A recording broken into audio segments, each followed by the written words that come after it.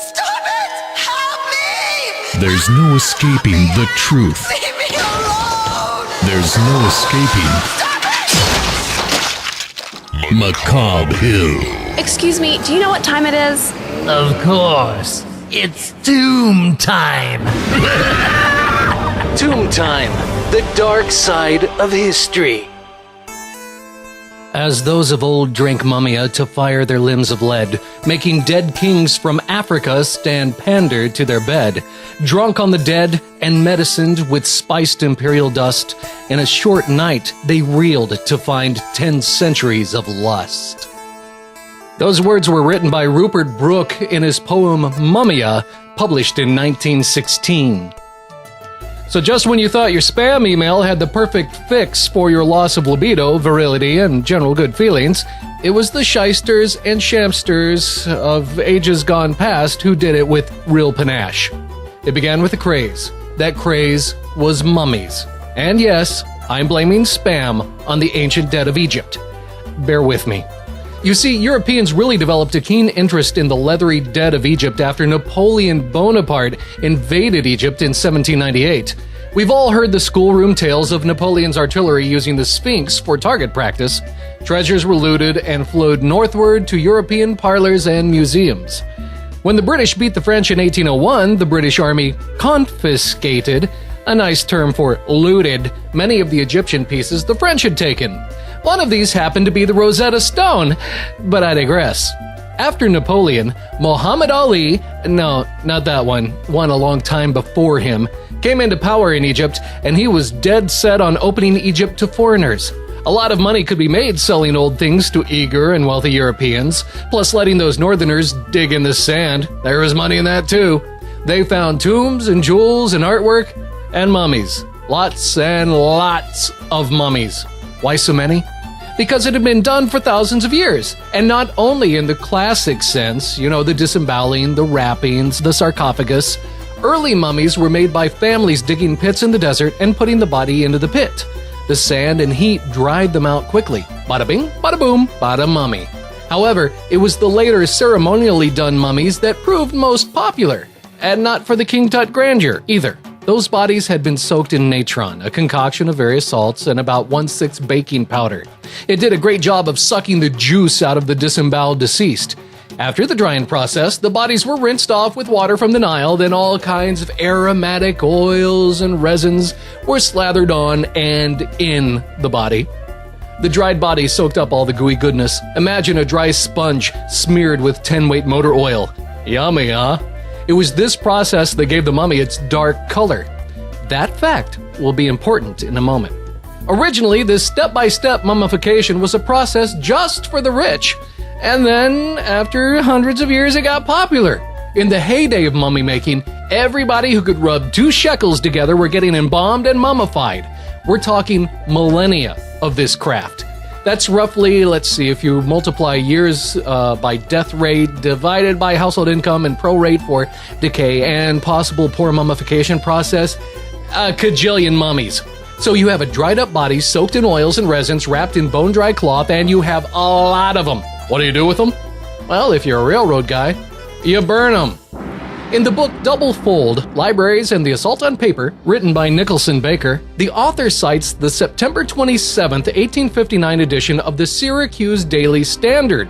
Apparently, there was a little bitty article in that paper that reads, quote, Egypt has 300 miles of railroad. On the first locomotive run, mummies were used as fuel, making a hot fire. The supply of mummies is said to be inexhaustible and are used by the cord. Caveat, supposedly, this isn't true, because a lot of people say Mark Twain sighted trains using mummy fuel, and he did it as a joke. However, Twain's writings were 10 years after this article came out. Really, it's not hard to believe that mummies might have been used to burn. Imagine trying to fuel a train in the desert. It's not like you have a lot of trees to burn or coal to dig out. However, you do have tens of thousands of mummies, literally. Oil and resin-soaked, dried-out Egyptians. They may not have been the only fuel used, but you can safely bet they were added to anything else that would burn.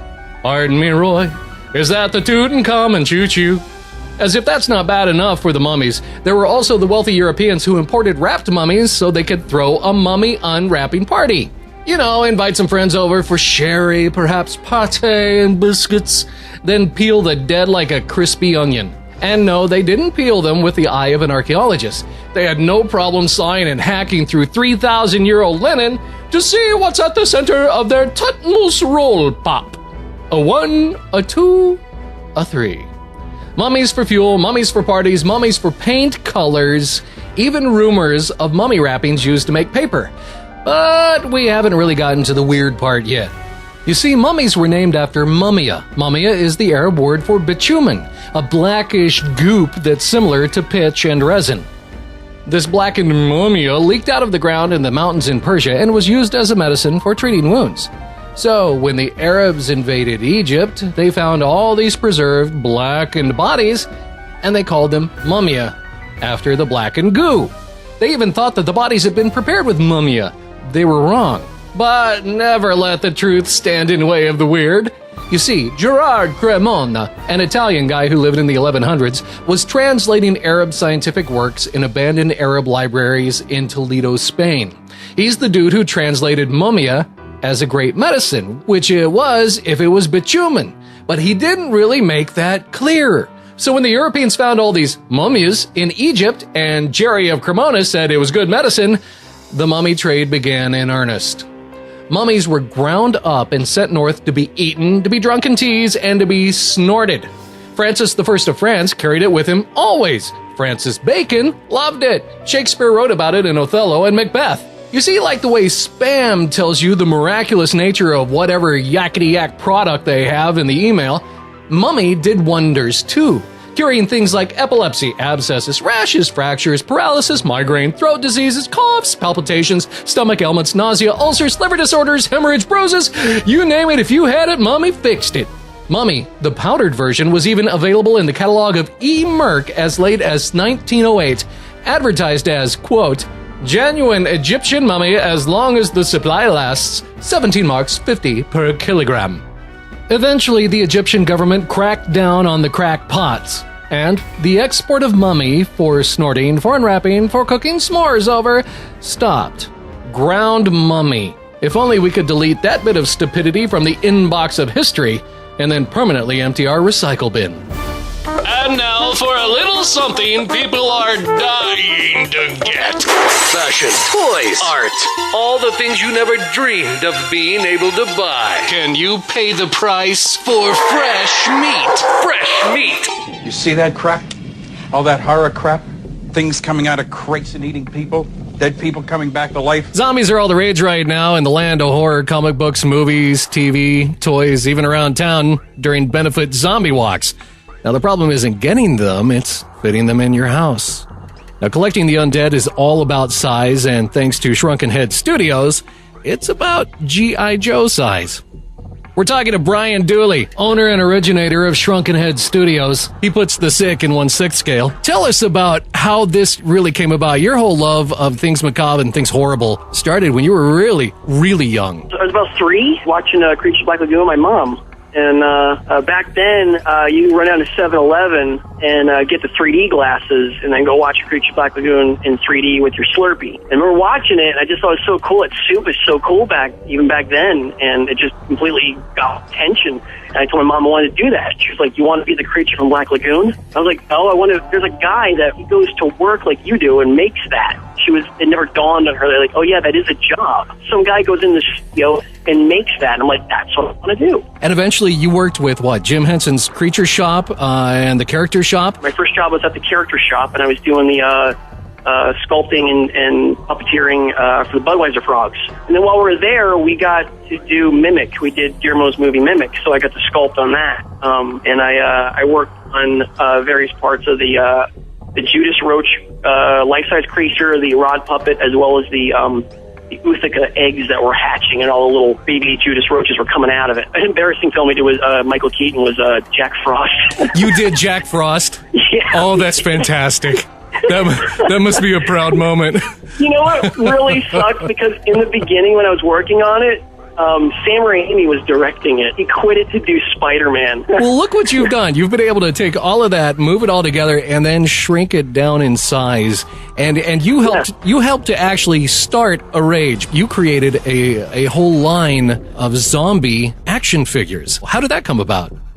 I was working for Sideshow for years. I started with them in about June of 2003. Sideshow Toys being they create an amazing number of 1/6 scale, 1/4 scale figures, all types of collectibles. When I got my foot in the door over there, I was just breaking in. I was doing like accessories, so sculpting like I did Vlad the Impaler, hat and spear with the severed head on it. I own that. That was the first of many severed heads I had no idea I'd be doing at that scale. And then they got me into doing Jason. I was doing the Freddy vs. Jason figures. They gave me the whole project. That was my first, full 1/6 scale thing where they just gave me all the rest of the material. They said, have fun. I started sculpting their figures.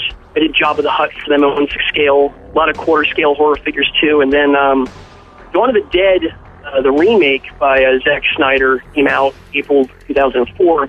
We all went to go see it, and in the theater it was packed. It was a rock show. So the opening credits happened, and then you got Johnny Cash song, and the news starts happening. You see the chaos around the world, and we all looked at each other like, "This is going to be awesome." When we got back to the office the next day, I was like, "Let's do Dawn of the Dead." They were like, "Well, we don't really think it's worth our time to do that." And so on my lunch breaks, I was sculpting a zombie, based off myself a little bit. I did everything. I sculpted it, molded it, painted it, did the clothing, fabricated the whole thing. Then in the pitch meeting we had, I put the Patient Zero in front of everybody. They kind of oohed and awed about it. And I said, well, let's just call it The Dead. It's a generic line. So we don't owe anyone. It's Sideshow. And they're like, okay, well, let's see how it goes. We'll put it out at a San Diego exclusive. Sold out like ridiculously. It's huge. This cool figure has been selling like crazy. They went on ahead and developed a line. You've moved on. Why did you start Shrunken Head Studios? I love making monsters, and I really got sucked into making these toys, and I wanted to continue doing it. I figured the first thing will come out with an original line of accessories, bits and pieces. It's mainly me, and then my buddy, one of my best buddies, Dan Angeloni. He lives out in Pittsburgh still, and he handles all my graphic arts and website stuff and packaging designs. You were able to announce finally your own license, which is for what movie?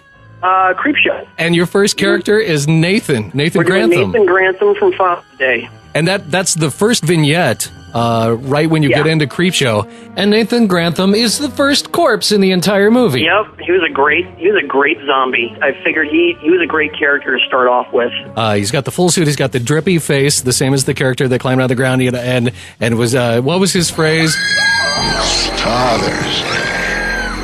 I got my. Yeah.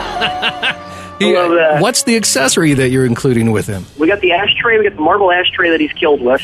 Nice. And you are going to get his Father's Day cake. The one that he came walking in with at the very end of the vignette? Yeah. Oh, lovely. His special cake. Icing, candles, and a face. Yeah, it's going to be complete with real hair. So it's gonna reel like a laid-in like track of blonde hair. This little chrome tray, and it's gonna, I'm really going for as much detail as I can from the movie. ShrunkenHeadStudio.com. Stop by. Yeah. You can order everything there. Plus, look for Shrunken Head Studios on Facebook, where you can leave messages for Brian Dooley about how gross and awesome his work is. Sick minds think alike. I'm Mark of the Dark Lindsay. Thank you for joining me tonight here in Macabre Hill. Tonight we talked about a steamboat explosion that rained body parts onto Lexington, Missouri. We spoke with the owner of the Rosebud Inn about his 3 guests that will never leave. We found out about Crypticon Kansas City, a horror convention coming in August. We got shook up over the New Madrid earthquakes. We spoke with Mary Collins Burrell about the haunted Boonslick. We checked out Shrunken Head Studios and their 12-inch Creepshow movie action figure. Plus we found out interesting uses for a mummy, which was nothing to sniff at.